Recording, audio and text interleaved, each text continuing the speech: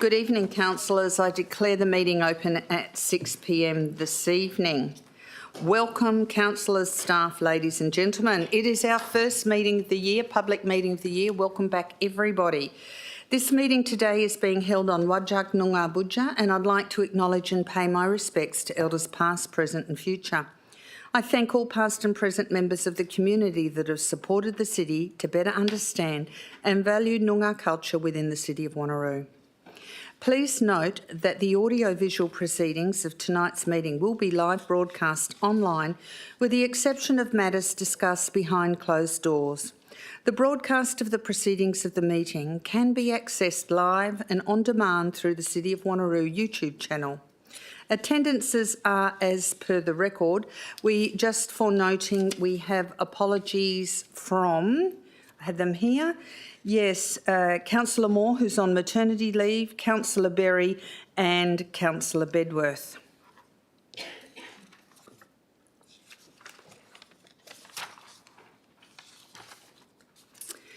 Deputations. Deputations are to be presented during the... Do we have any deputations this evening?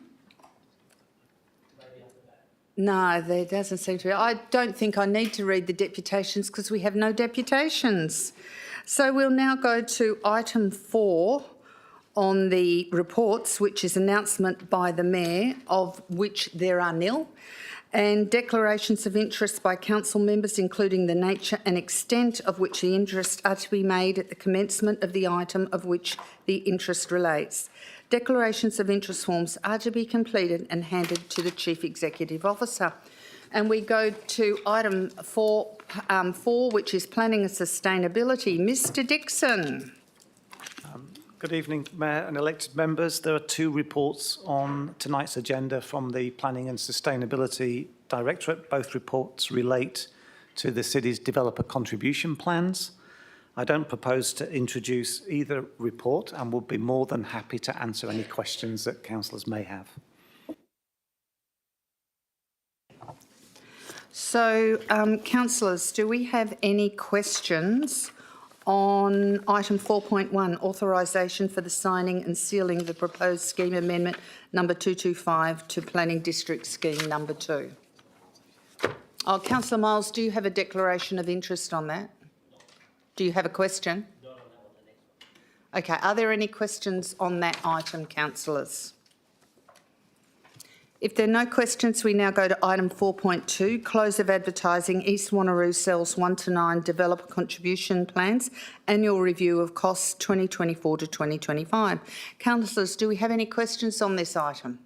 Councillor Miles. Yeah, thank you, Mayor. I do have a couple of questions through most of the cells, Mr Dixon, but on the first one, cell 1 on page 17, I know council decided at some point to wind that particular cell up. There's no reference to that in this report. Can you maybe update the report for next week to let us know where we are on that? Mr Dixon. Through you, Mayor, I think there is a reference in the report under the financial implications, that, at the very end of the financial implications, that mentions that we'll be shortly presenting a report to council on an approach to closing cells where all infrastructure is being delivered and only a small number of undeveloped sites remain. So that's currently and still is administration's intent.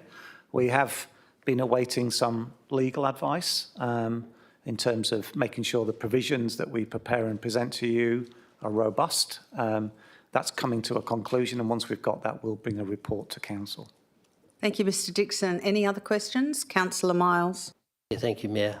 Just on page 20, which is cell 2, Mr Dixon, I guess it follows on from the same thing. But I note with interest there's about $8 million excess funds in that particular cell. What's the position of administration on that particular cell? Mr Dixon. In terms of what, sorry, Councillor Miles? Well, I guess for me, returning the excess funds, because you've in that particular report, it actually does indicate that all expenditure has been done, from what I can see. So therefore, we've got a whole bunch of money there that I'm sure would help the industry develop more blocks further in East Wanneroo. Mr Dixon. So with regard to Cell 2, which is Sinagra, that's 52% complete. There's 80 hectares of land that remains to be developed. We've still got to develop Dundebar Road, the upgrade to the dual carriageway to Dundebar Road, and there's 13 hectares of public open space acquisition for that cell. We have collected some funds already. There's still a lot of funds to be collected from remaining development to occur. So there's still quite a lot of development and expenditure for that particular cell. So I think our position, administration's position, is that as we get closer to the end of the development of the cell, and if there are any excess funds, we'll be looking to return the funds at that point in time. Thank you, Mr Dixon. You have another question, Councillor Miles. Yeah, thanks, Mayor. Look, Mr Dixon, on page 23, you have highlighted that there is 8.2 million of excess funds, and we are going to reduce the rate from $20,800 to $19,700, which is only a small reduction for between now and whatever's to be sold. I think it's only I think there's 1,300 lots to be sold in Cell 2.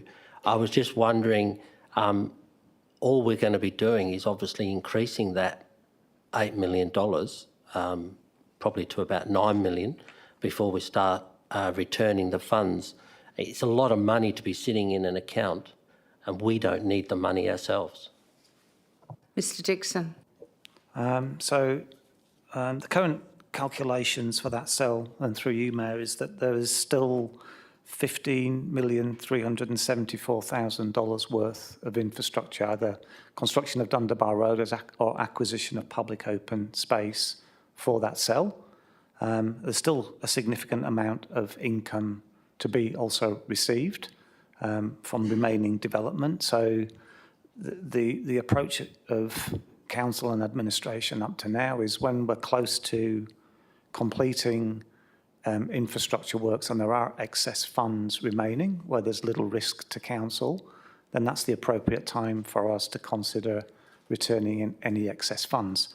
Whilst there's still works to be undertaken and still about 50% of the development to occur, I think it would be premature to consider returning any funds at this point in time.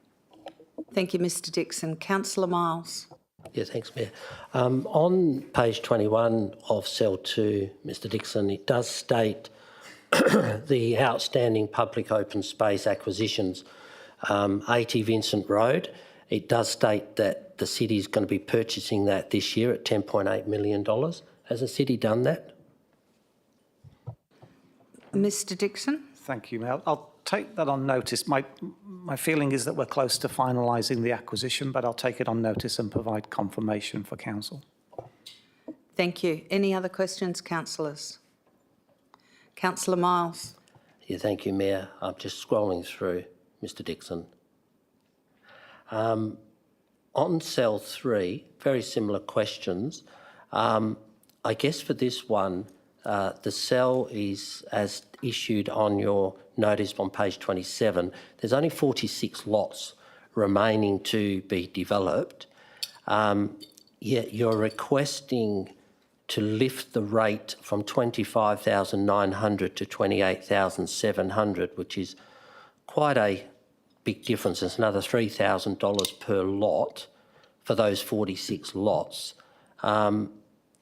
Why would the last 46 lots have to pay a lot more money compared with the previous amount of lots that were sold in that cell?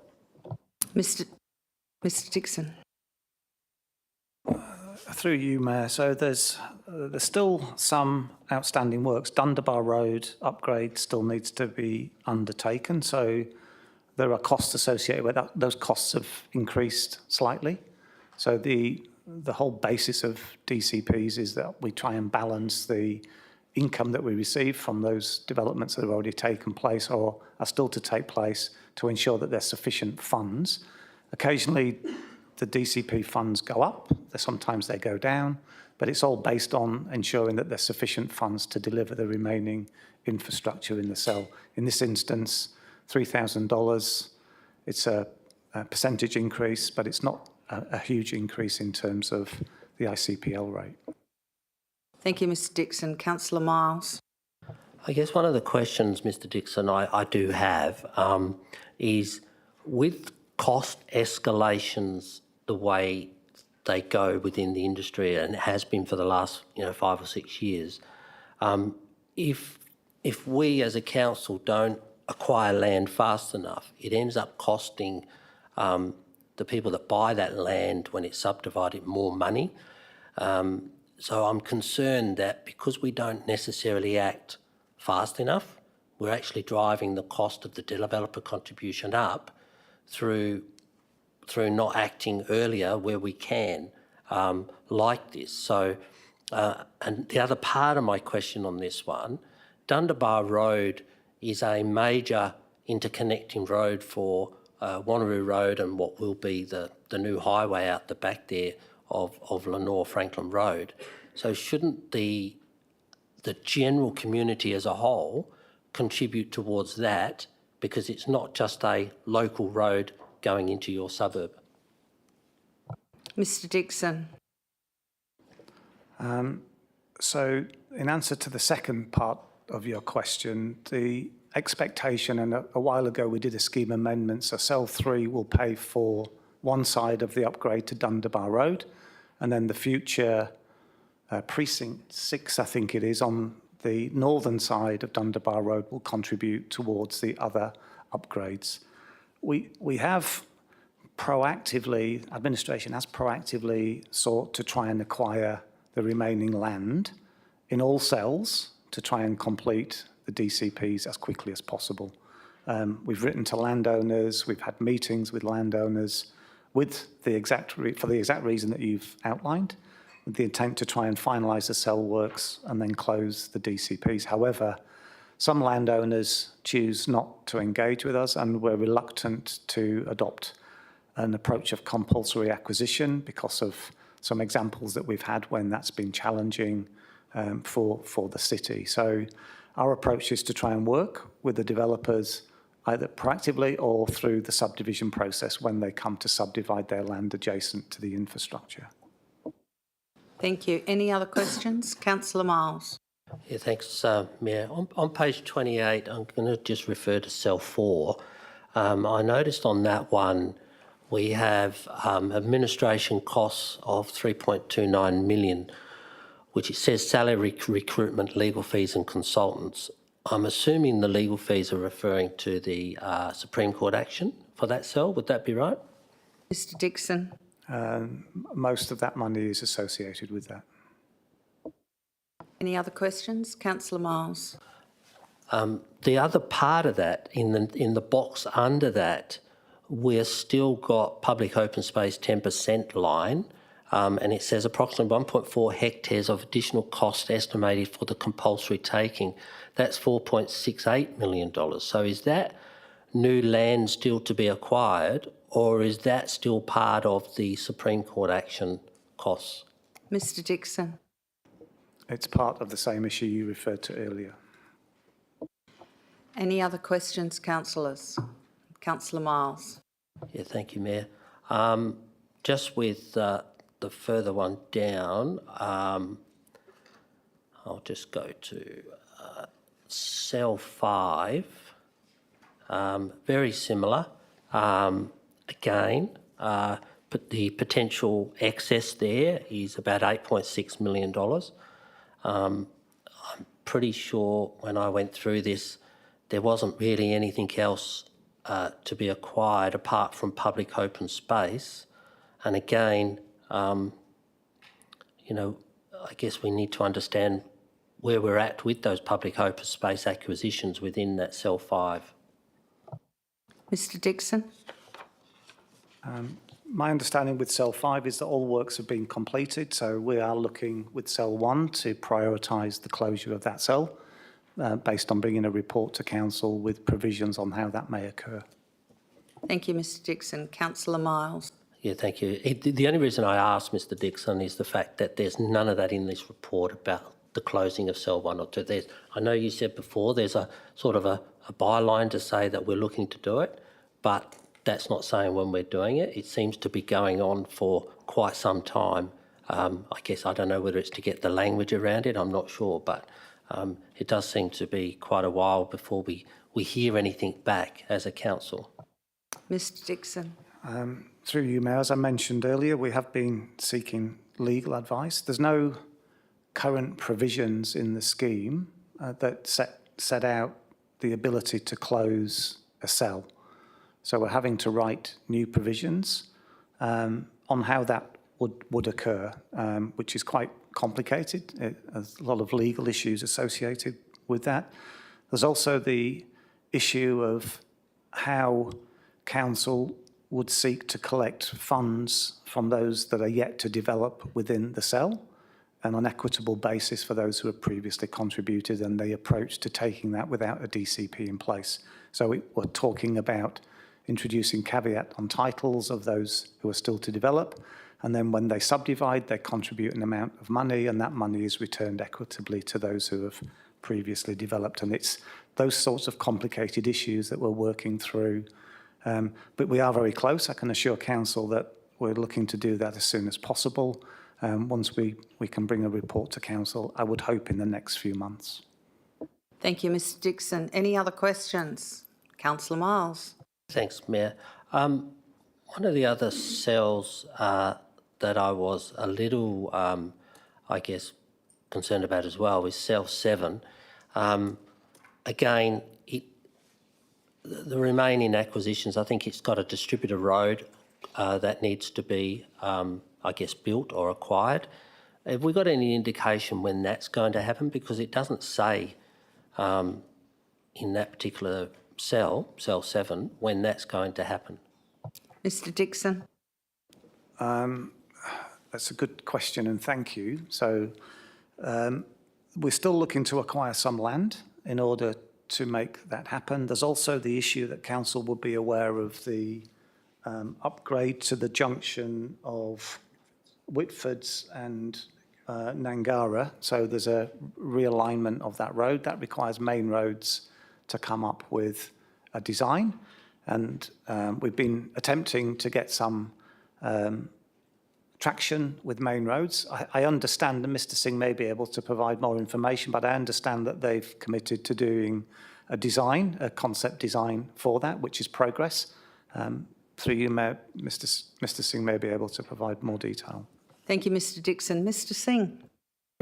Thank you, Mayor. I think as Mr Dixon has outlined, main roads are undertaking some design work in next few years, but they haven't yet indicated the construction timelines for that particular project. Thank you, Mr Singh. Mr Dixon, do you want to add to that? No, thank you. Okay, any more questions on this? Yes, Councillor Miles. Yeah, thank you, Mayor. On page 48, which is cell 9, and I did notice also, Mr Dixon, on some of these reports, some of them have this extra piece of, I guess, Excel spreadsheet, which is probably a little bit more detailed and does give us some advice. So it would be nice if all of them were very similar, because they're not always the same on these cells. But my questions on this one is, in 24-25, it states the city should be purchasing the lots on Kingsway Road, lot 474, 322, which I think is a school site. It also states that there's the public person that's in 484 Kingsway, where the city's looking at purchasing that one as well.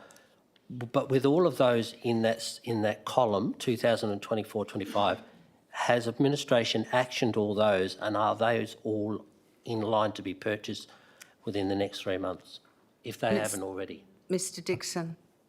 That's a very detailed question, Councillor Miles, for which I will take on notice and provide a very detailed response. Thank you, Mr Dixon. Any other questions?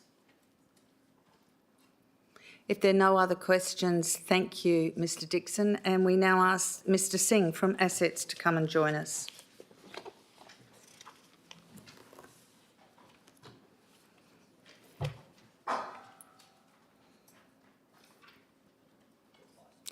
Mr Singh, are there any items that you wish to speak to this evening? Yes, thank you, Mayor. From assets, we have 4 items on the agenda. I would briefly like to introduce item 4.3 and 4.5. Item 4.3 is actually, it relates to the Department of Transport's WA Bicycle Network grants for program 2024. As provided enough detail in the report, we submitted 6 applications for provision of infrastructure, of which 4 have been accepted. From those 4, 2 are mainly for design, and the other 2 are for design and construction. The original intention of these applications was that all the expenditure will incur from next financial year onwards, but department has advised us that there is a funding available and they are approving some funding for this financial year as well. So at this point in time, we have not been able to put that information in long-term financial plan. Obviously, it is subject to council's endorsement or acceptance of these funding offers. That's why we haven't suggested any budget amendments at this to get started. If council accept these funding offers, we'll be able to use grant funding to undertake some design work for these 4 projects, and then in due course request council for municipal contribution for 24-25 component only. The 2 projects which were not supported through this program, we have applied under federal government's Active Transport Fund program, so we'll find out their outcome in due course as well. Thank you, Happy to take Mr any Singh. questions. Are there any questions on item 4.3, Department of Transport WA Bicycle Network Grants Program 2024? Yes, Councillor Coetzee. Thank you. As I was told last year that Brazier Road is going to be upgraded this year. So do we have the funding for the upgrade of the road, and does that include the PSP on that as well? Or is this what we are applying here for an extra one? Mr Dixon. Thank you, Mayor. It's me. Mr Singh, sorry. Normally, You Mr. don't Dix- look anything like Mr No, Dixon absolutely. either. Thank you, Mr Singh. Normally, Mr. Dixon spends a fair bit of time here.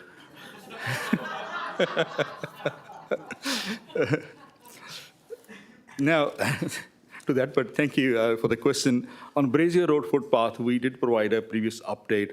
That project is, we're actually undertaking the final design on that one. We submitted the clearing permit application to the department to clear some native vegetation.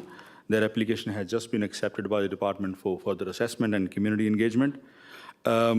This is also dependent on some adjustments in due course. We are also undertaking design of services in that area for in and around Lagoon and Brazier Road, which I also provided an update about 2 or 3 months ago. So after design is fully completed, the construction Western Power application has been submitted. That was done in September 2024. We're expecting their work to be undertaken in 25-26, and the construction of path will be in 26-27. Thank you, Mr Singh. Are there any other questions? Councillor Coetzee. So we were told last year that the development or the upgrade will happen this year, so that's not happening anymore. Mr Singh. And, thank you. Through you, Mayor. The last update I provided was along these lines, which I've just outlined, that construction would be around 26-27. Thank you, Mr Singh. Any questions, councillors? Councillor Nguyen. Just in relation to the 2 funding that was only for design, does that mean that we have to apply again for the funding for construction? Mr Singh. Thank you, Mayor. I think that is correct, but I'll confirm that through the funding application program. And the report noted that we were required to accept the grant by the 10th of January. That date has obviously passed. What happens to the funding if we haven't accepted it now? Would that still be available for us if we were to vote on it next week? Thank you, Councillor Nguyen. Mr Singh, would you like to respond to Councillor Nguyen's question? Thank you. Yeah, thank you, Mayor. Given the timelines and given that council was in recess, we have indicated to the department a provisional acceptance from the city subject to council endorsement. Obviously, if council endorses, we'll let the department know, and the funding agreements will be then executed. And that's also a recommendation in the report authorizing the CEO to consider and sign the funding agreements. If council doesn't support, we'll let the department know accordingly. Thank you, Mr Singh. Councillor Figg, did you have a question? Thank you, Mayor. I've got two, and they just kind of relate to how the projects, first of all fantastic paths to be applying for. Hopefully we're successful in future years for the two that we weren't successful for this year. Is there a way to include a spur? This is the Yanchep Marmion Ave path for the extension of Marmion Avenue. Is there a way to include a spur to Splendid Park to cut out the extra walk that currently exists for anyone who lives north-west of the park? They have to walk basically the whole length of the park down and then across and then in through the car park. It's a challenging spot. There's a bit of a raised area adjacent, but is that a possible thing? Mr Singh. Yeah, thank you, Mayor. As the report outlines, that the first step is obviously undertaking a detailed design. So as part of design, we can look at that, how much that will impact this particular project, the option which Councillor Figg has suggested. If it doesn't form part of the overall scope of this particular funding application, we may not be able to do that. But we will explore the opportunity, if there's an opportunity to amend the application or amend the later on, or council may choose to do its own at the same time. Thank you, Mr Singh. Councillor Figg, you had a second question? Thank you, Mayor, and thank you, Mr Singh. Yeah, no, that works for me. You know, it's not one that we can just decide on, but it's worth exploring. Thank you. The other question I have, and there's obviously going to be a reason for it, but is there a way to remove the spur along the Butler to Alkimos Station footpath? Is there any room along the alignment there? I don't know what the road is, to be honest with you. I can't read it, but there's quite a big square jut that it takes. Is there a way to remove that at all? Mr Singh.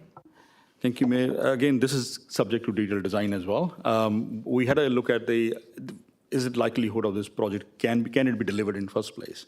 We looked at the alignment is actually on the eastern side of all the service roads, or basically to the west of the rail corridor, sitting in the road reserves though.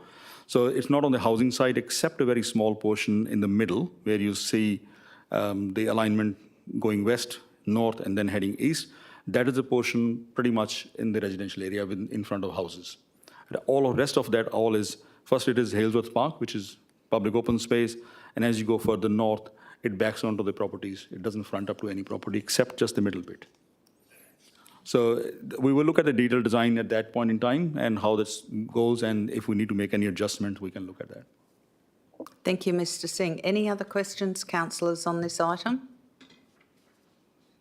If there are no other questions, Mr Singh, did you say you wanted to speak to the Girraween Hub precinct item as well? Yes, Mayor. Given that it's such a significant project, this project came before Council in May last year when Council endorsed a master plan and a concept which was in that master plan authorizing administration to continue with the further design or go to the next level of design and provide and advocate for that external funding for this particular project. Since then, the project has been included in the city's advocacy program. And also, an architect was appointed with council decision in November 2023. The architects, in initially analyzing the previous work which they have done and going to the next level of design, worked with our project team, and they suggested a single-story design option. The master plan had a two-story design option. Still one building, still providing same functionality, rather improving the overall context of the project and providing a kind of a good outcome. And potentially, in the end, being a single story will cost less than a two-story building. So this report is recommending the council endorse a concept, which is a single-story concept, so that we can continue with the detailed design. This obviously, it is going to a community engagement follow-up program as well, as previously indicated, that this concept will go to community engagement primarily to receive feedback, see if we are still meeting the functional requirements and what we outlined in the master plan. Thank you, Mr Singh. Are there any questions on this item? Deputy Mayor Rowe. Thanks, Mayor. I have three questions. I think the answers are well known, but it's important to get them on the record. The first is that is it true that the city has funded the detailed design of this project, ensuring that it would be shovel-ready, and that is in contrast to some of the approaches that we've had to capital works projects in the past prior to advocating for funding from other bodies? Mr Singh? Yes, thank you, Mayor. That is correct. The city has fully funded the design component of this project, which was explained that in the report to Council in November when Council appointed the architects. Thank you, Mr Singh. Deputy Mayor Rowe, thank you. The second question is, through the assessment process, is it correct that the city added the Girraween Hub as one of its top 3 projects on the advocacy plan? Mr Singh? Yeah, thank you, Mayor. That is correct. It is in the advocacy program, one of the top 3 projects. Thank you, Mr Singh. Deputy Mayor Rowe? And finally, is it correct that the city has met with major political party candidates from both federal and state across the last several months to be able to discuss all items on the advocacy plan, including this item as a top 3 project? Mr CEO? Thank you, Deputy Mayor. Through the Mayor, that is correct, Deputy Mayor. We've met with anyone that will meet with us to talk about our advocacy agenda. I think the only person that we need to catch up with is the candidate for Mirrabooka, the Liberal candidate for Mirrabooka. I think it's at a state level is the only candidate that we're still chasing to meet with to explain our advocacy for this particular suite of elections. Thank you. Any other questions on this item? Councillor Herridge. Thank you, Mayor. Just a quick one from me. You just mentioned the change from the double storey to the single. I don't remember reading that actually through the report. Can you indicate where that is for me? Mr Singh? Thank you, Mayor. I think it explained in the attachment. So we reference the attachment in the recommendation, but for the sake of clarity, we can provide further clarification in the report when it comes to Council. Thank you. Any other questions? Councillor Nguyen? Has the change incorporated feedback from the a community yet, or this is just simply what has been considered by the new architect as, I guess, following the review of the old concept plan? Mr Singh? Thank you, Mayor. The previous community engagement indicated to us what the requirements are, what the functional requirements are, what facilities are there, what services are being provided there. They were captured in the 2-story design, 2-story concept. The same have been captured in the single-story design as well. So the further community engagement is pretty much to go back to the same stakeholder group, advising them that rather than a 2-story concept which Council endorsed in May, we are proposing, or Council is now looking at doing a single-story concept. Their functional requirements will still be met. Thank you, Mr Singh. Councillor Nguyen, do you have another question? I do. Look, I'm personally disappointed with the new design because this is a missed opportunity for us to really invest in this area, and we've reduced the scope, and there doesn't seem to be any extra services that you. So it's like you're replicating the same thing as what's already there. You're not expanding the services. It's like you're just replacing the old building with a new building. So what's been added to this area? Mr Singh? Yeah, thank you, Mayor. Just a clarification on that one. It is a brand new building which is being proposed. It will be a single building with an L shape which is shown in there. If you look at the attachment, one of the attachments shows a bit of 3D image as well, how that look like. Also stating that it is a very high-level mass diagram. It's not a concept, detailed internal floor plans will be done when we go to the detailed concept. All the functional requirements for the stakeholders who are using those existing facilities have been considered in this particular concept. So none of the services will be reduced. Rather, since Council's endorsement of the master plan, there was a request for further services which required an extra 300 square meter that has been added, included in there. On top of that, the design, the way it's being done, is actually providing better quality building rather than, it's not a like-for-like same old thing. The existing floor area for those 3 buildings is approximately 2,000 square meters. The new design is about 2,700. So it's more investment, better facility or larger facility than before. Thank you, Mr Singh. Are there any other questions on this item? Councillor Herridge. Thank you, Mayor. I've inadvertently made a mistake. I thought we were talking about the boardwalk. So can I ask my question to the boardwalk and have that come through for next week, please? Thanks. Are there any other questions on this item, the Girraween Hub? Councillor Seif. Thank you, Mayor. So we're going back to the community to do consultation. Will the results from the first lot of community consultation be consolidated with the new community consultation? Mr Singh. Thank you, Mayor. We do have the results of previous consultation. They were reported to council in May last year. So this one is pretty much going to the same stakeholder group, same community groups and the interested parties to explain the new concept. Still, if there is any value-adding modification required for us to consider in detailed design, yes, we will consider that. But we don't expect it to be vastly different from the previous community engagement outcome. Thank you. Any other questions? Councillor Seif. What I just want to make sure of, or my concern, is that some people who may have engaged in the first community consultation might now see a new community consultation and think, I've already provided my feedback on this, the city already has my views.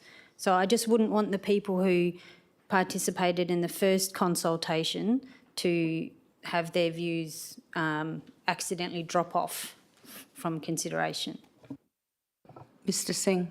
Yeah, thank you, Mayor. We are considering the feedback from previous community engagement. A couple of examples, I think community garden was mentioned when the report came to council previously. That will still be part of the consideration. I think there were a couple of other, I can't remember straight away at the moment. All of that feedback we have, we will consider that in the designs.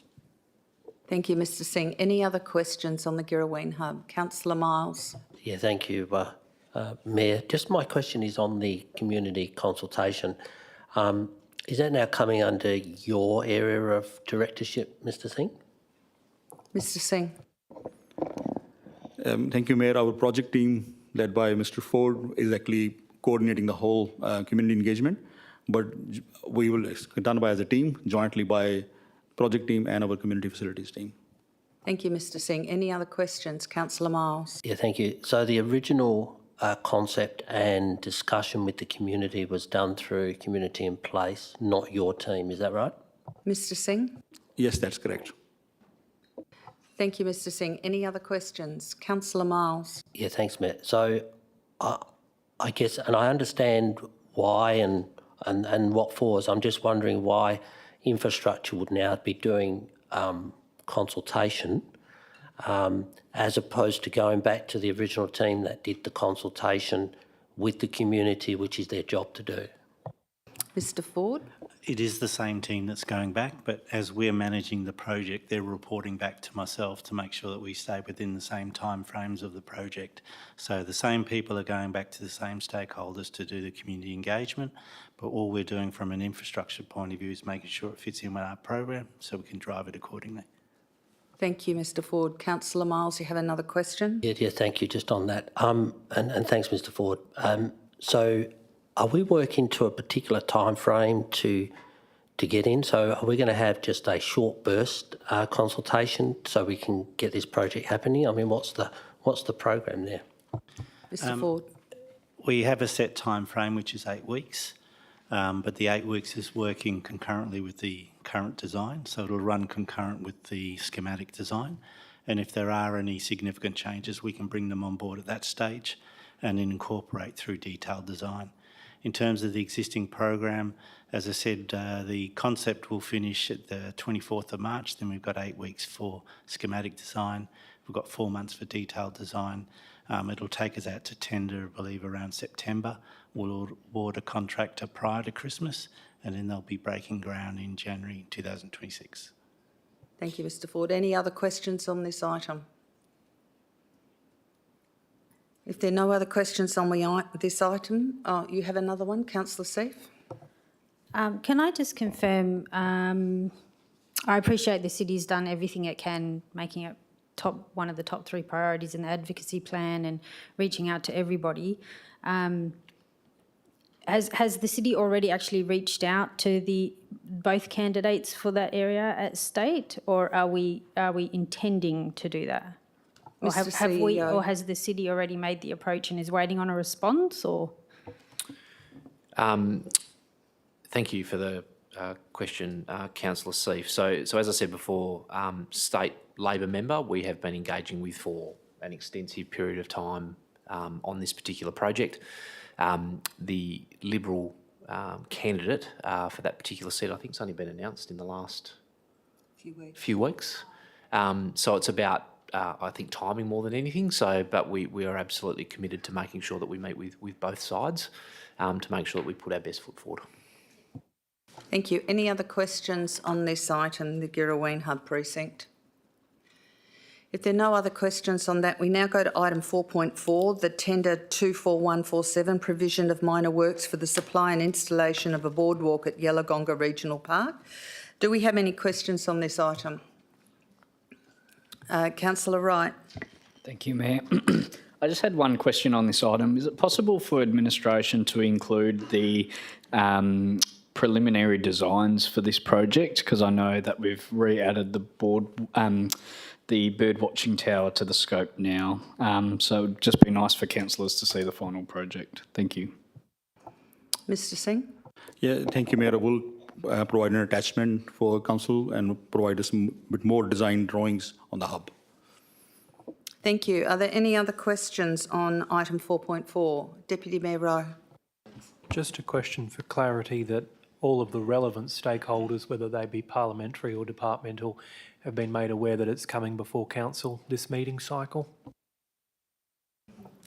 Mr. Singh. Thank you, Mayor. I need to check that one, whether that has happened or not. If not, we can. Yeah. Thank you. Any other questions on this item, councillors? If there are no other questions, we go to item 4.6, assets maintenance, the Yanship Coastal Management Advisory Group, appointment of council members, delegates. I don't think there'll be many questions on that, but are there any questions on that item? If there are no questions, we now go to community in place.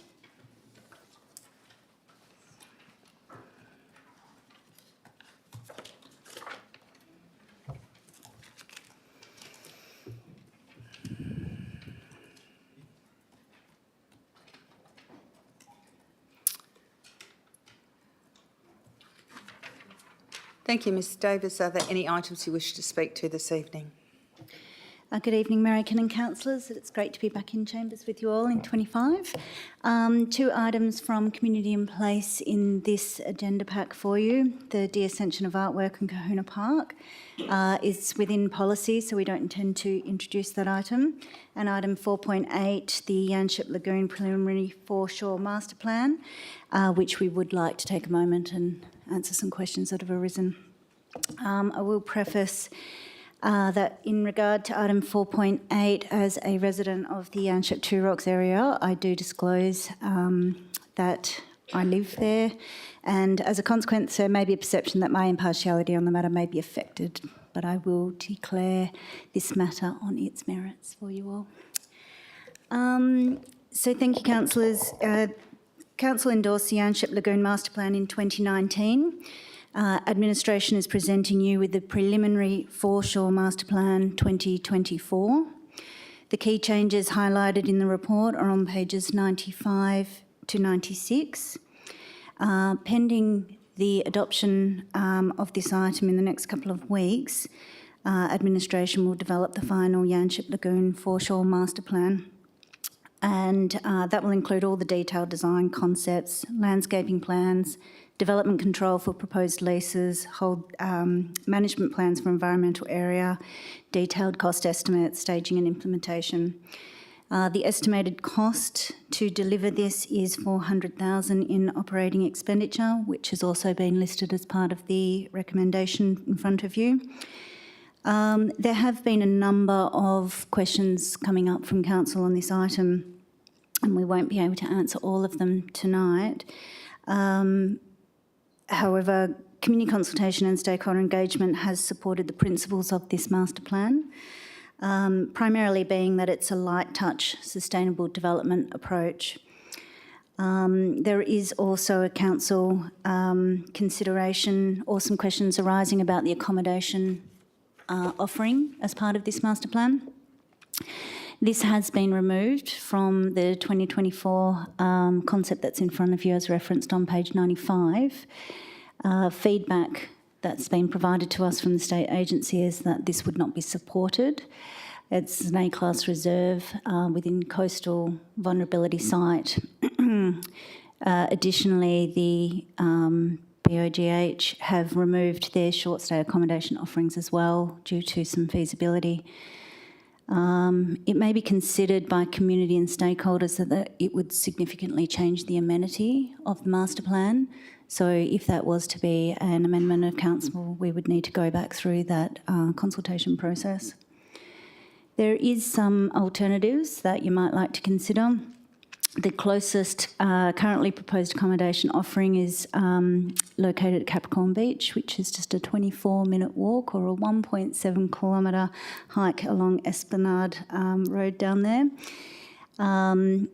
Whilst it is acknowledged by the administration that short-term accommodation in this Yanchep Two Rocks area is much needed, it is not administration's advice as part of this report that it's included as part of this master plan. As we noted, there are alternatives. However, if council does support the inclusion of that, then we will do everything we can to go back through DPLH to consider that for you. Thank you. Thank you, Ms Davis. Are there any questions on item 4.8? Yes, Councillor Herridge. Thank you, Mayor.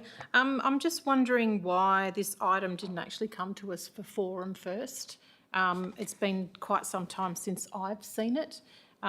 It's got 8 attachments, and for me, being the stickler that I am for specifics, I would have liked to have had the previous items at the top of the report to actually go back to some specific things. I know we've done a lot of work, but knowing how important this is, I would have thought this would have come to a forum. So my question is, as well, how urgent this is to actually, if we do have time, to put this back. Ms Davis. Thank you, Mayor, and thank you, Councillor, for your question. It is a priority project. We did consider Council's investment in it over a long period of time and would like to progress with it as soon as possible, noting that we have engaged with the community and we have raised their expectations and their timeframes about progressing with it. If it is your preference for us to take a step back and go back through concept forum, then we would list that accordingly. Thank you. Councillor Coetzee, do you have a question? Yes, please. Many of my questions has already been answered. Thank you. I do have a declaration of impartiality. Do I read it out now or do I do it next week? Thank you. The one question I do have is the BOGH development. When is that happening? Because I know that infrastructure had to happen first or have to happen, but I can't really remember that anything have happened in this past year there. Mr Ford. Yep, we met with BOGH last week. They're finalising their concept designs. We're currently having a look at those in relation to the approvals that they would need to get going. As part of their lease, there is a set date in which they have to complete their facility. I can't think of it off the top of my head, but I'm happy to flick that through afterwards. Thank you. I have another question. Go ahead, Councillor Coetzee. Thank you. It's about the accommodation. I understand that it has been turned down. Is that just because of the future coastline that might rise to the 2050, 2070 years? Is that the main reason for it? Because it's very far off. Ms Davis. Thank you, Mayor. Thank you, Councillor. So the primary reasons for it not being included in the 2024 proposal is that coastal vulnerability. It is Crown land. It's an A-class reserve. There is no desire to engage in that kind of a service being delivered as part of this master plan from our state agency, DPLH, and hence administration have looked to identify all the other alternatives and opportunities in that, one of which was the corner, which is a private development, which I didn't actually mention in the introduction. Thank you. Councillor Coetzee, do you have another question? Okay, Councillor Smith. Thank you, Mayor. My question comes from page 98 in terms of the reasoning. It has that the two additional split-level retail buildings are consolidated to a single, and the reason is the coastal vulnerability zone. I saw other aspects have been completely removed because of the coastal vulnerability. So just if you can talk more to why it's okay for even a single one to be okay in that vulnerable zone.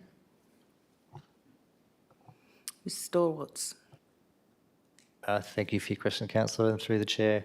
Through the process of preparing the foreshore management plan, we engaged with community representatives and state government representatives, primarily through Department of Planning, Lands and Heritage. Now they very strongly apply the provisions of their coastal planning policy, which has a preference to site facilities and assets within the coastal foreshore area outside of vulnerable areas of coastal risk. And where you do locate areas within coastal risk, that you have a clear retreat plan in place. So there are quite significant constraints in that site about how and where we locate infrastructure. And in discussions with all of the stakeholders through the iterative design process, the outcome achieved was to try and take more of a light touch to infrastructure within that precinct, because the opportunities for managed retreat are quite limited. And that area, particularly on the settlement part of the foreshore, north of the surf club, is an area of quite high coastal risk. So the preferred outcome in that instance was to descale the scale of the development and locate it more appropriately so we have a retreat plan in place. Thank you, Mr Storwitz. Councillor Seif. Thank you, Mayor. I just want to make sure, so at the recent Ni Kadajini court meeting, a Aboriginal mythical site was pointed out at Yanchep Lagoon. I just want to make sure that the city is going to take all the appropriate steps and everything required around those sensitivities. Ms Davis or Mr Storwitz? Mr Storwitz. Thank you, Councillor Seif, and through the Chair. Yes, we are aware of the significance of this site to Aboriginal people, and there are some registered sites, including in the Foreshore Reserve within the Yanchep Lagoon precinct. The detail around that, it was identified as a gap by our consultants who prepared the preliminary foreshore management plan, and that's certainly something we're aware of that we'll be dealing through the preparation of the full foreshore management plan, and we are intending to engage with Ni Kadajini Court in the coming months as part of that.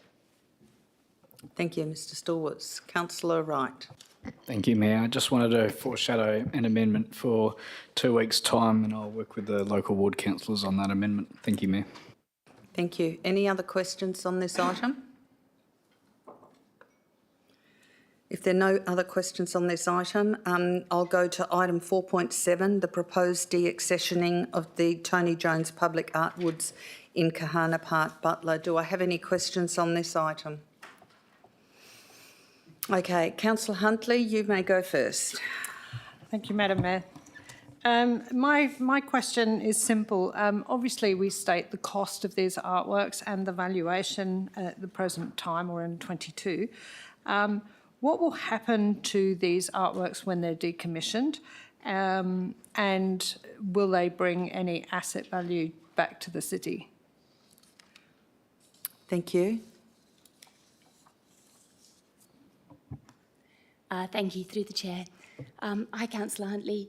What we will be doing is in line with industry best practice, which is to offer the works back to the artist who designed them in the first place, and that's fairly standard. So while they do have what appears to be a significant dollar value, it is only so practical to anybody in terms of what they can do because of the condition of the artworks themselves being nearly 20 years old, and also because they've been functional.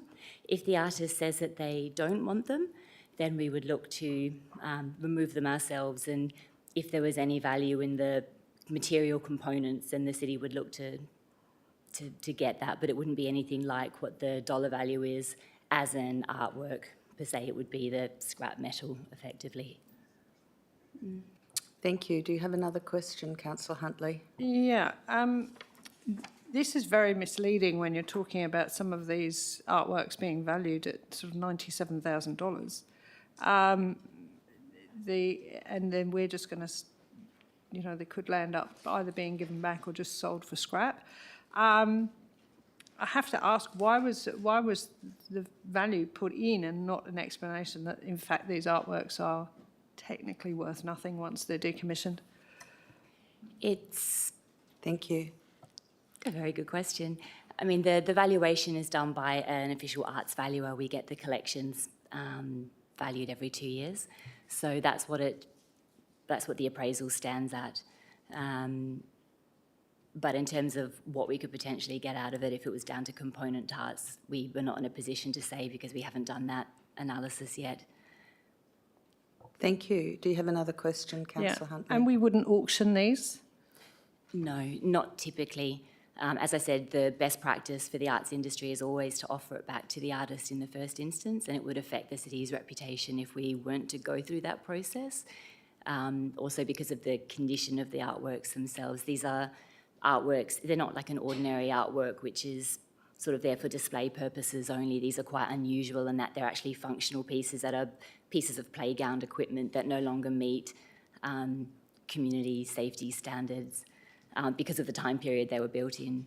So I'm not sure how much interest there would actually be in purchasing them. Thank you, Ms Kruger. Any other questions? Councillor Huntley? Yeah, what for the CEO? If we are actually, you know, stating valuations, current valuation, 97,300 for just one piece, the snake, should we not bring this back to audit and risk? Because I think this is a risk, stating valuations and then basically either offering them back, and if not, they go to scrap.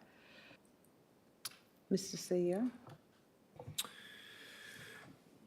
Thank you, Councillor Huntley. Through the chair, whether the item needs to come through audit and risk or not, I'm not entirely sure.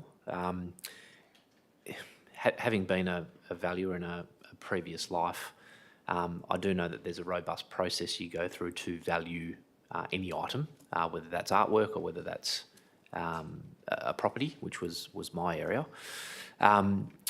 So in terms of, we have these items valued for a number of reasons. One of them is for financial record purposes, and one of them is also for insurance purposes, in terms of, you know, managing and looking after those items. As the officers have commented tonight, when an item becomes unable to be used in a public setting, whether that value diminishes to nothing or not, could only be tested by a market. Now, whether a market exists to transact, to determine the actual value, no one's exactly sure, but I think there's very clear processes here in terms of what we need to do, and I guess there's some unwritten ground rules within the artwork industry, and I think they've been outlined tonight. So if councillors are concerned about the valuation process, I think we'd probably need to come offline and maybe articulate that in a separate forum, and whether that's audit risk or not is something we'd probably need to determine. Thank you. I have a question to ask about these items as well. I think the deaccessioning of these items is not just about their value and changing the park, it's about the fact that it's not safe for children to play on them and the equipment needs to be updated for safety issues. Is that correct? Yes, Mayor Aitken, that is correct. Thank you. Deputy Mayor Rowe. Perhaps to allay the concerns that were expressed by Councillor Huntley, the report speaks to the valuation, but there's no disclaimer or context, I think, in the report provided as to how that valuation may occur. I know we were talking about an offline conversation, but at the end of the day, the report is public-facing, and that is the thing that we will use and be informed upon to vote on the recommendation. So perhaps if the administration could include some more information for the ordinary council meeting that speaks to how that valuation were to occur and how the appraisal process for valuation of artwork may be different to a comparable process in another field. I think that may help to add some more context. Thank you. And just could we add to the report the substantive risk of those four items of artwork staying there to children playing on them in the community, and really expound on that, because that is the real reason they're being removed as well, because of the risk to the community. Okay, Councillor Nguyen, you have a question? Yes, I do. I have a couple of questions. You mentioned that it's currently unsafe. What are we doing at the moment if it's unsafe, if you're still keeping it there? It's not so Ms. much Kruger. that they're, my apologies, it's not so much that they're directly unsafe, it's just they're not in line with current safety standards. So because the playground is due for renewal anyhow, anything that's brought in will be designed in line with contemporary standards. Okay. And members of the community regularly have provided complaints to the city about the condition of the play equipment, and it's the safety, but it's also graffiti and antisocial behaviour and a few other components. It's Thank you, Councillor Nguyen. Do you have another question? I do have two more. Just to Okay. clarify, it's in a poor condition, but not at the risk of harm of a child that's using it at the moment. Is that what I'm hearing? We don't Ms. believe that Kruger. it's... I'm so sorry. We don't believe that there's a high risk of harm. Otherwise, we would have no choice but to remove them immediately and then go through a slightly different process. It's Yes. more that we know that they're approaching end of life, and that anything that's put in their place is going to be safer by default. Yes. Councillor Nguyen, you have another question? I do. And you mentioned that the standard practice is to offer it back to the artist, and assuming the artist doesn't want it back, I guess from one point of view, there's evaluations, and so we're trying to get, salvage whatever value that's available from the asset. And there's one idea, it could be to auction. Have we ever done anything like this? Because it seems like there's quite a bit of value to these artwork, and we're simply, putting it as scrap metal. So is there another way that we can salvage more of the value from these pieces? Ms. Kruger? I would have to take that on notice. I'm not sure. In my time at the city, we haven't auctioned off any decommissioned public artwork pieces. But I can certainly look through our records. Thank you, Ms. Kruger. Any other questions, councillors? Councillor Coetzee. It's also a follow-up on Councillor Huntley, because it's beautiful art pieces as well. I would even like to take the big gecko home. I know that you said that you have never asked, you have to ask the artist if he's happy with auctioning it or selling it or whatever. Can't we do that? I mean, I think there's a lot of areas who would definitely look at this. Mr. CEO. Thank you, Councillor Coetzee. From, I guess, the information that the administration's got available tonight, I think we've suggested that we'll go offline and maybe add some information to the report, not only about the valuation process, but also the disposal process and the requirements under the Act after going to the artist first. So we'll probably add some detail to the report.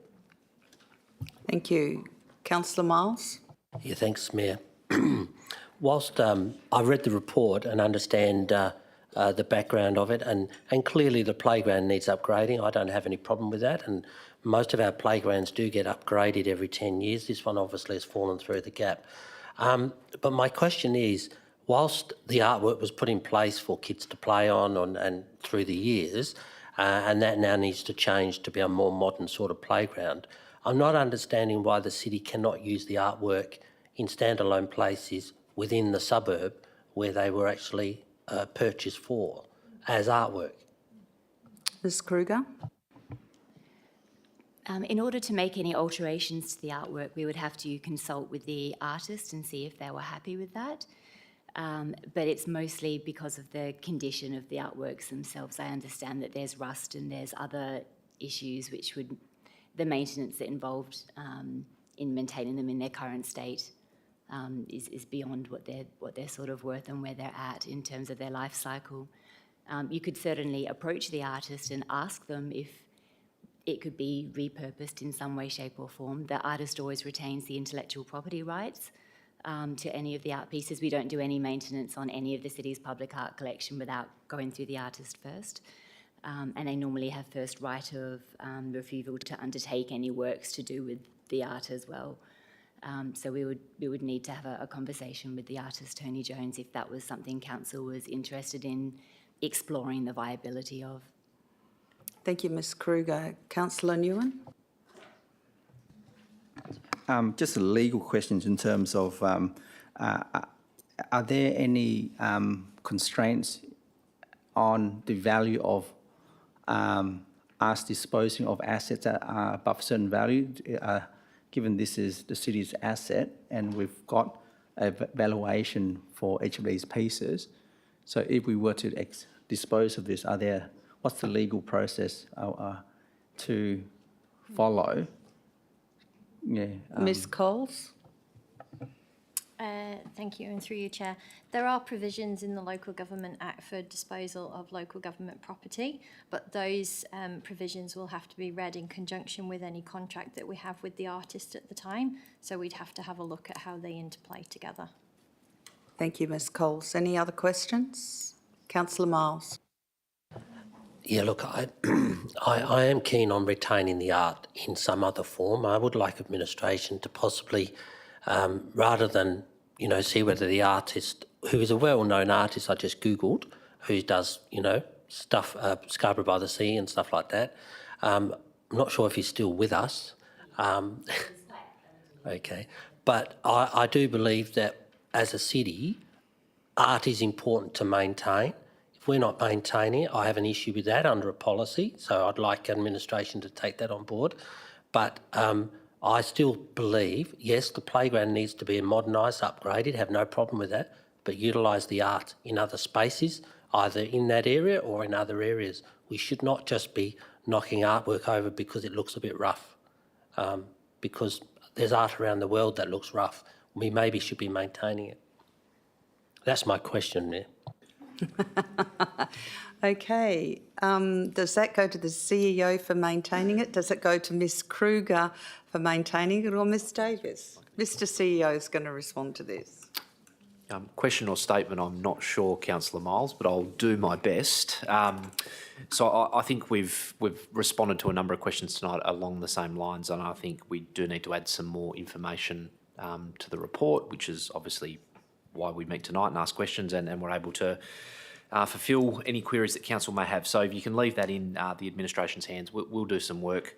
If we can't adequately address the questions that have been asked tonight in a timely manner in a couple of weeks' time that we've got before the ordinary council meeting, we may need to reconsider presenting this item, but we'll do our best to do what we need to do prior to the ordinary council meeting. Thank you, Mr CEO. Councillor Coetzee. Just a quick question. 4 of the photos here have a date of 2008 here. Do we have any photos of how it looks today, please? Ms Kruger? They can be provided, certainly. Thank you. Councillor Huntley. Yeah, thank you, Madam Mayor. My question is, did we purchase the artwork from the artist, or did the artist donate the artwork to us? Ms Kruger. Thank you, through the chair. The property developer who developed that area of land commissioned Tony Jones to develop this artwork, so it wasn't a city project per se. Like most of our public artwork collection, it was handed over into the city's keeping after a certain period of time. So we took ownership, but we didn't commission it. Thank you, The Ms artist Kruger. would have been paid as well. Thank you. Councillor Huntley. Yeah, just one final question. So if the artist actually does refuse to take them back, which probably he will do, unless he's got a lot of room to put them in, ultimately, as the city, can we repurpose them, or can we actually retain them, or maybe even auction them off? So I do think that needs to be investigated. So the question is that possible? Ms Kruger. I would have to have a conversation with the artist. You wouldn't typically alter an artist's artwork. It's just not done. You would have to, in the first instance, for legal reasons, ask them if they would be willing to undertake that work, and you would have to compensate them appropriately. Thank you, Ms Kruger. Another question, Councillor Huntley. Yeah, that's opened another doorway. So if the artist says, no, I don't want them back, I gave them to the city, you sort it out, have we got then carte blanche to ultimately on-sell the artwork or repurpose it? Mr CEO. I think, Councillor Huntley, I think the administration has said that we just need to go away and do a little bit more work. There seems to be a lot of questions tonight around the disposal process in accordance with the Act, the contract with the artist. So I think if you can just let us go away and do that bit of work, we'll do one or two things. We'll either pull the report for another council meeting if we don't have time, or if we are able to fulfil all of council's questions tonight, the item will proceed to the OCM in 2 weeks' time. Thank you, Mr CEO. So thank you very much, Community in Place. We now go to Corporate Strategy and Performance.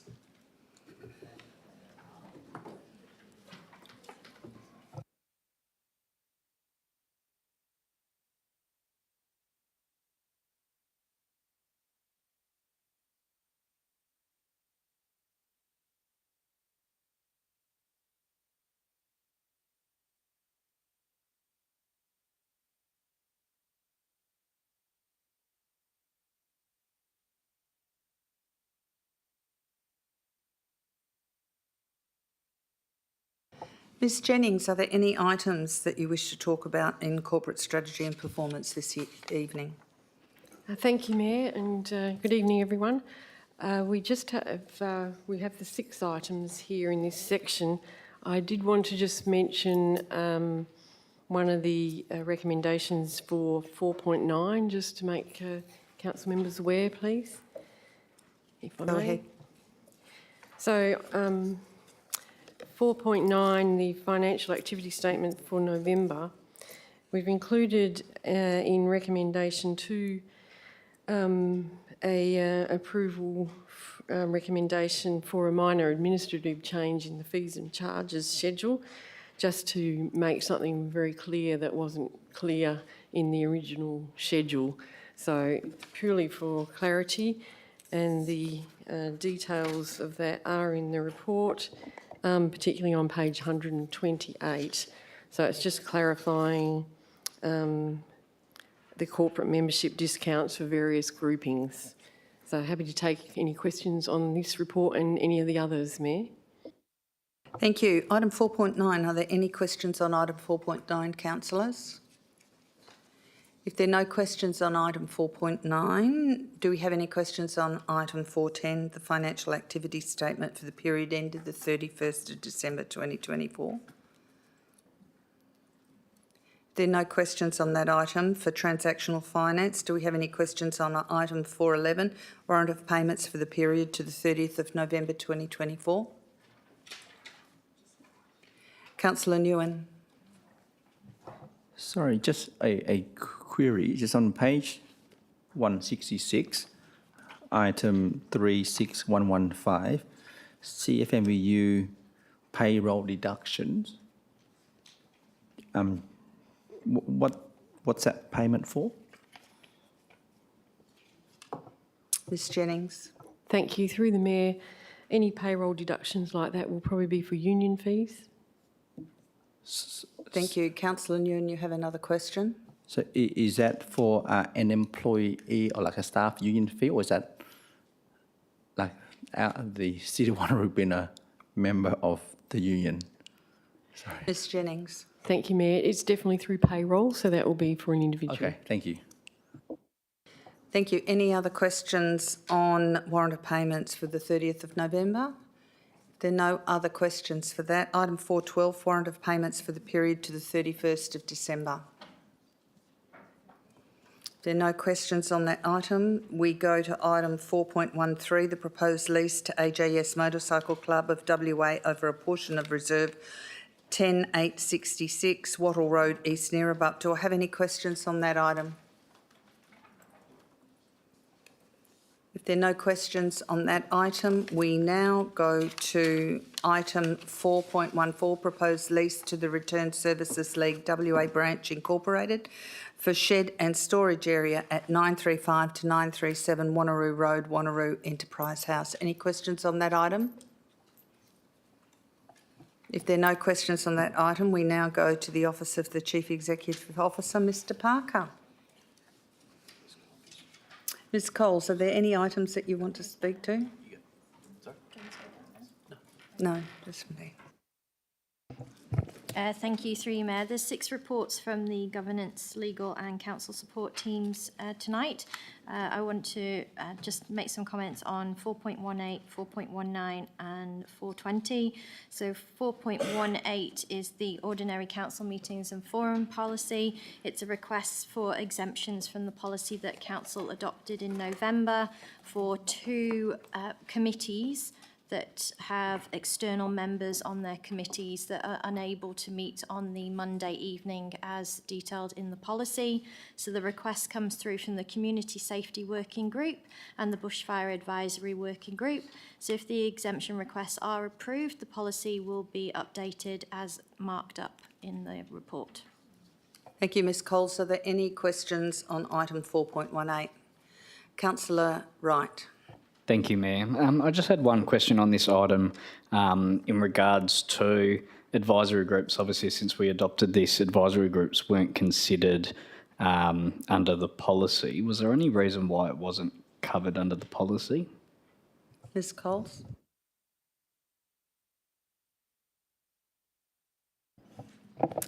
Thank you for the question. I'm not sure, to be perfectly honest, but at the moment, the governance team are undertaking a full review of all the committees, the advisory groups, the working groups, and that report is due to come to a concept forum shortly. So we'll do it as the full review there. Thank you. Are there any other questions on this item, councillors? If there are no other questions on this item, Ms Coles, is there another item you wish to speak to? Yes, thank you, Mayor. Item 4.19. So this is the City of Wanneroo, the review of the fraud and misconduct control framework.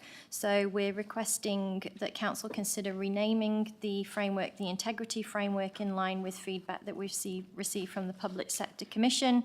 So the team has based the new framework on the AS 8001-2021 Department of Energy, Mines and Industry Regulations and Safety framework as recommended by the Department of Local Government. So the draft framework was reviewed by the internal legal team, the external lawyers and the Public Sector Commission, and both have approved the draft. The final version of the framework, when adopted by council, won't have any watermarks on the photographs. Thank you. Any other questions on item 4.19? Councillor Herridge.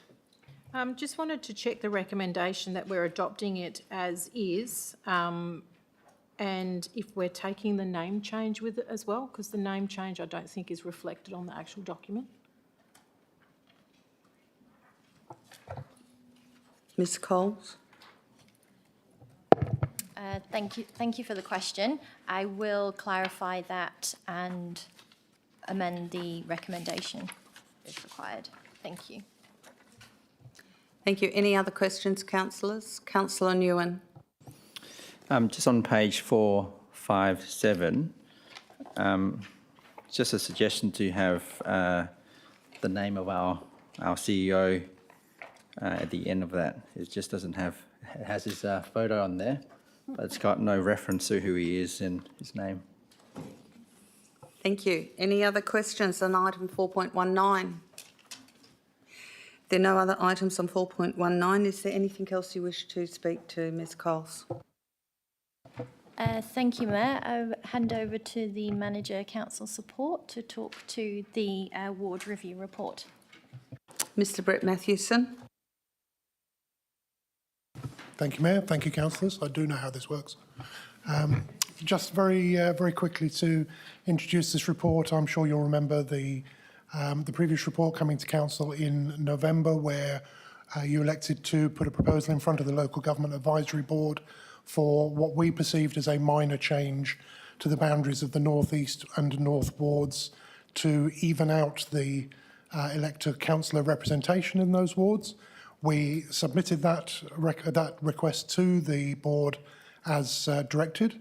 We have in the meantime, since that submission, we've received informal advice. The board hasn't sat, so this is not the board's guidance, but we've received informal advice from the department that their definition of a minor change is very much stricter, a very much higher bar than the one applied in the proposal, and it's their advice that that proposal as presented would probably not be successful.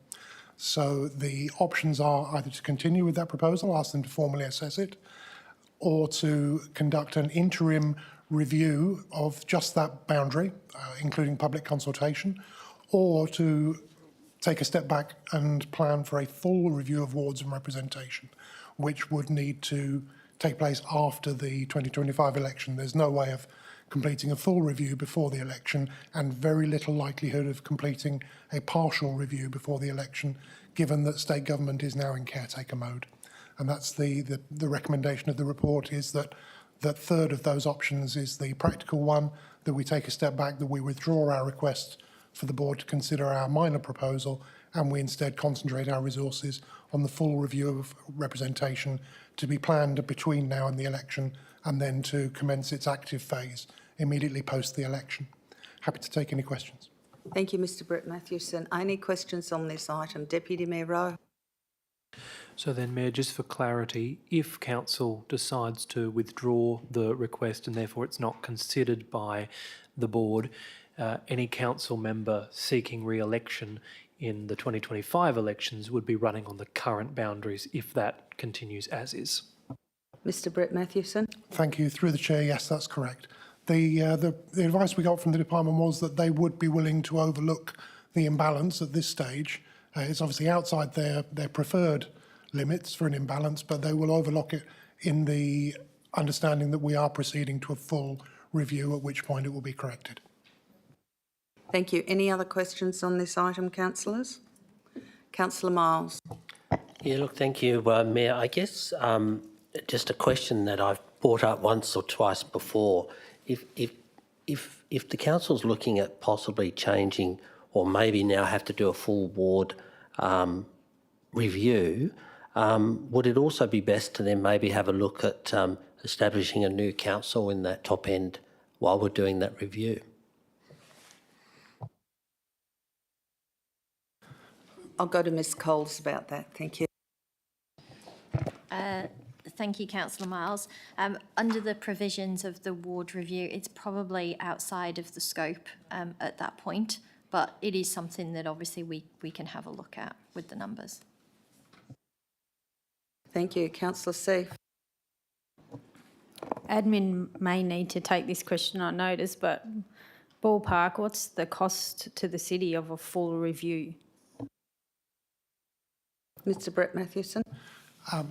Potentially we might spend between $12,000 and $20,000 on the engagement, but beyond that there's little cost. It's a straightforward process through an application to state government. So as far as I'm aware, the only cost to us is the cost of the engagement, which could potentially be in that range if we hire external consultants. I think we budgeted $8,000 to conduct a full review, and that was based on the cost last time out, but that was, we conducted the engagement ourselves, so the whole of that cost was spent on the consultant who we engaged to assist us in planning the review. So probably bottom line would be about $8,000, and depending on the type of consultation which we chose, we could go to 12, possibly as much as 20. Thank you, Mr Brett Matthewson. Councillor Parker. Thank you, Mayor. I'm on the same path as Councillor Miles, and I understand that this is a review, a totally different thing. What would council have to do? What process would council have to undertake to start the process at a different level, to actually looking at when and how the city can be split, whether it be just top end or whether it be, and I don't know how popular this would be, whether the city of Stirling were to take Girraween. I know, the city of Joondalup to take other parts, but just have a total review of what is actually going on in the area. You have the cities of Stirling, the city of Joondalup, that have a far bigger income just because of what they have at the moment. I don't believe that the city of Wanneroo, as it is at the moment, will ever get to that standard. And I do think that it's more than timely that this is looked at. I'd like to know what we can do. Do we need to put a motion up? I'm happy to do it. Or is it something that administration can look at it and say, right, this is the process that we're going to have to do, and explain to us how we do it? Thank you. Mr CEO. Thank you, Mayor, and thank you for the question, Councillor Parker. Certainly a question I wasn't prepared for tonight to answer. I would suggest there's one of two ways that Council could kick off such a process through a notice of motion, which was, I think, raised by Councillor Miles earlier. The other option that you do have, less formal process, is under the new council forums policy, is that a councillor supported by a couple of other councillors can approach me with a topic that you'd like us to explore, and that would lead to the administration preparing a discussion paper. And I think that's probably where it would need to start, in a concept forum, talking about the process, what it looks like, the pros and the cons, and from that point in time, council can perhaps make a decision to either move forward, do further investigations, or do nothing. Thank you. Are there any other questions related to item 420? If there are no other questions related to item 420, do we have any questions related to item 415, the strategic risk profile update? Councillor Wright. Thank you, Mayor. I've got 4 questions on this item. I'll start off with my first one. So, one of these strategic risks, ST-S30, mentions about the polyphagous shot-hole borer. Can the city confirm if it has signed the Department of Primary Industries and Regional Development PSHB confidentiality deed poll? Mr Singh. Yes, Mayor, we have signed a deed poll with the department. Councillor Wright. Thank you. Can administration provide information provided by the department to council members, such as maps, plans, diagrams, data, technical information and analysis? Mr Singh. Yes, Mayor, that information can be provided under confidential cover to council members for their information only. Councillor Wright. Thank you, Mayor. Is the city aware that Walga has taken a position on the matter, which was published in a West Australian article titled Walga Boss Karen Chappell Slams Attempts to Withhold Vital Biosecurity Information on the Invasive Borer? Mr Singh. Yes, thank you, Mayor. We have seen what's been published in the media and we are aware of that position. Councillor Wright. Thank you, ma'am. My last question is, can the city confirm if the polyphagous shot-hole borer has indeed arrived into the city of Wanneroo boundaries? Mr Singh. Mayor, I need to take that on notice and reconfirm with the department before I can provide that information, further information to council members. Thank you. Any other question on item 4.15? Councillor Miles. Yeah, just to follow up on the last answer given by Director Singh. Is it the fact that Mr Singh has to follow up to get approval to advise the council, or he's not aware? Mr Singh. Mayor, under the deed poll, the specific information has to be withheld, generally for general publication. So I need to clarify that through the department and what level of information can be shared beyond the administration we have signed the deed. Thank you. Any other questions, councillors? Councillor Miles. Yeah, I guess my question then would be to the CEO. Was council aware that administration was signing the deed? Mr Parker. I don't believe so, Councillor Miles. Thank you. Any other questions on this item? Councillor Miles. Yep. Being that council didn't approve the signing of the document or the deed, what legality does that have when it's not been approved by council? Mr CEO. I'd need to go back and look at our authorisations to make sure that we were adequately able to sign such a document. So I'd need to take that on notice to provide you with an answer. Thank you. Any other questions on item 4.15? There are no questions. Any questions on 4.16? Deputy Mayor Rowe. Just sort of my recurring question, Mayor, about the taking effect of the local government reforms and the requirement for the presiding and deputy presiding member of audit and risk to be an independent member. Do we have any further updated advice from the department around whether a grace period would be in effect, and if it is likely that the current presiding and deputy presiding member will likely serve until the end of the council term, being in October of this year? Ms Coles. Thank you for the question, and through you, Mayor. The conversation that I've been having with the department and with WALGA is the understanding is that it will be until the October elections. However, under the legislation that's been brought out that says by the 1st of July, obviously council has to approve who the chair and the deputy chair are. It can change as part of that, but council can decide to just maintain the status quo. Any other questions on this item? Councillor Wright. Thank you, Mayor. I was just going through all the names just to verify to make sure there was no errors, because I seem to be very picky with that sort of stuff. But I was going through and I stumbled across the Bushfire Advisory Committee, and I went back through to the minutes of the special council meeting when all the delegates and presiding members were chosen. And on page 17 of that, the Bushfire Advisory Committee, council endorsed Councillor Seif and Councillor Huntley. I didn't see the mayor anywhere, and I was wondering if we approved any changes to those positions, or is this a change in the report to endorse the mayor? Ms Coles. Thank you for the question, through you, Mayor. Under the Local Government Act, the mayor can be appointed to committees, so that's where the appointment comes from. Thank you. Councillor Wright. Thank you, Mayor.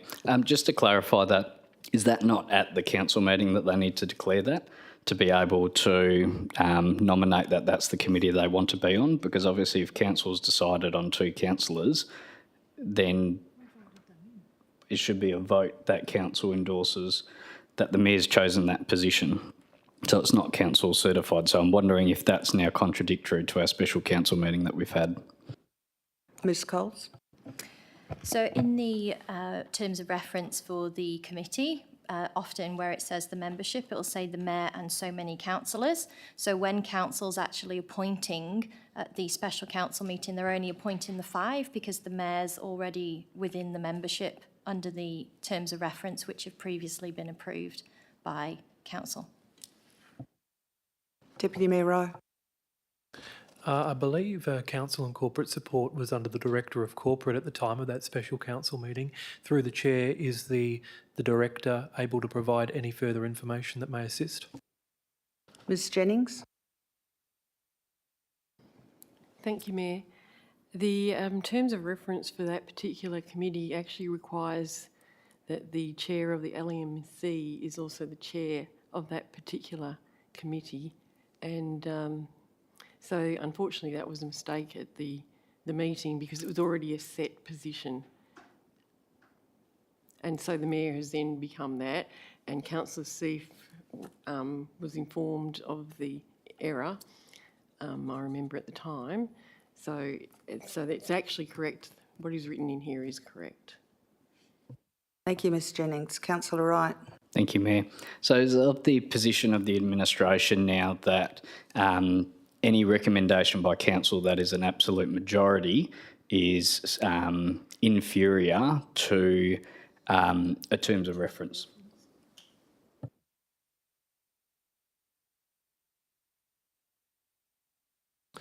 Mr CEO.